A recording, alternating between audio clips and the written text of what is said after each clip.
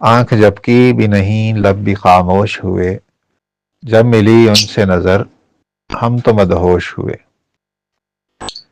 فاعلاتن فاعلن فاعلاتن، فاعلن بحر ہے جو مقطع بحروں میں سے ہے۔ مقطع بحریں کیا ہیں، تفصیل ہم اگلے اشعار میں جانیں گے۔ اور خاموش مدہوش کافیے ہیں، ہوئے ردیف ہے۔ آنکھ جھپکی بھی نہیں، اس سے بہتر ہے ہم کہیں آنکھ جھپکی نہ گئی لب بھی خاموش ہوئے۔ بھی کا تکرار بھی ختم ہو جائے گا، پہلے حصے میں بھی ہے، آنکھ جھپکی بھی نہیں لب بھی، تو بھی دو بار لانے کی ضرورت نہیں ہے۔ اور دوسرا یہ تھوڑا چست ہو جائے گا، آنکھ جھپکی نہ گئی لب بھی خاموش ہوئے، جب ملی ان سے نظر ہم تو مدہوش ہوئے۔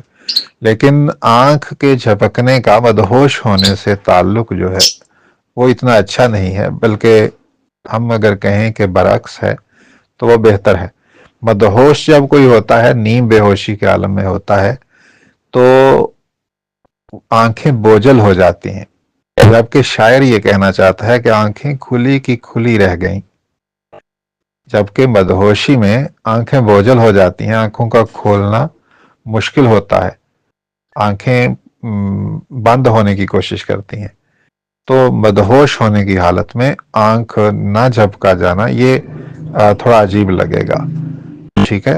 تو اگر ہم آنکھ کے جھپکنے کو نکال دیں اور یہاں پہ کہہ دیں کہ بات کہنی تھی مگر ہونٹ خاموش ہوئے، جب ملی ان سے نظر ہم تو مدہوش ہوئے، تو میری رائے میں یہ بہتر ہو جائے گا، یا دل کی کہنی تھی مگر ہونٹ خاموش ہوئے، جب ملی ان سے نظر ہم تو مدہوش ہوئے۔ اور اگر آپ یہ سمجھتے ہیں یہ زیادہ باریک بات ہے، کوئی نہیں زیادہ لوگ اسے نوٹ نہیں کریں گے، تو اس طرح سے رکھنا چاہیں رکھ سکتے ہیں، آنکھ جھپکی نہ گئی، لیکن میری رائے میں بدل لینا بہتر ہوگا، ٹھیک ہے۔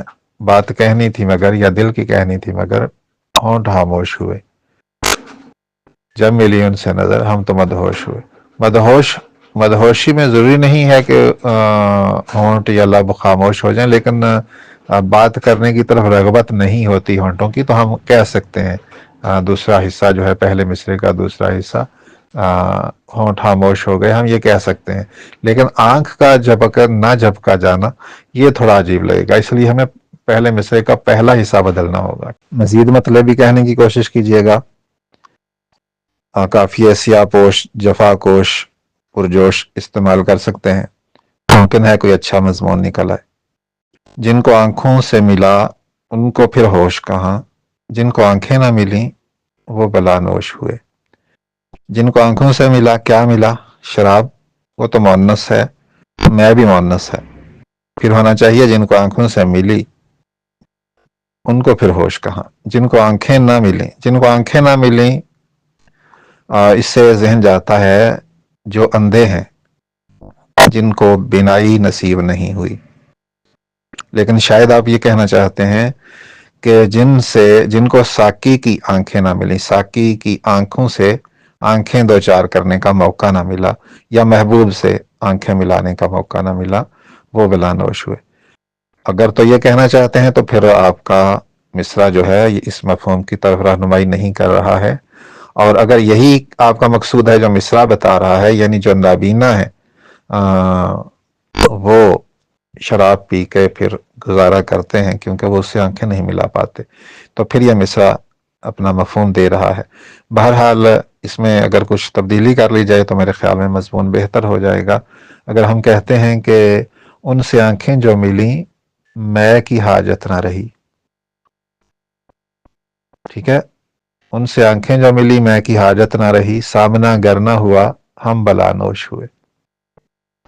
اس میں شاعر اپنی ہی بات کر رہا ہے، ٹھیک ہے، مفہوم جو نیا اس میں آ رہا ہے تھوڑی سی مفہوم میں تبدیلی آ رہی ہے، باقی وہی ہے، مفہوم بنیادی وہی ہے، لیکن عام لوگوں کی بات سے ہٹ کر شاعر تک محدود ہو گئی ہے۔ اگر آپ یہ سارا مفہوم اسی طرح رکھنا چاہتے ہیں تو بھی آپ دوبارہ کوشش کر لیں، جو گزارش پیش کی ہے اس کو مد نظر رکھتے ہوئے۔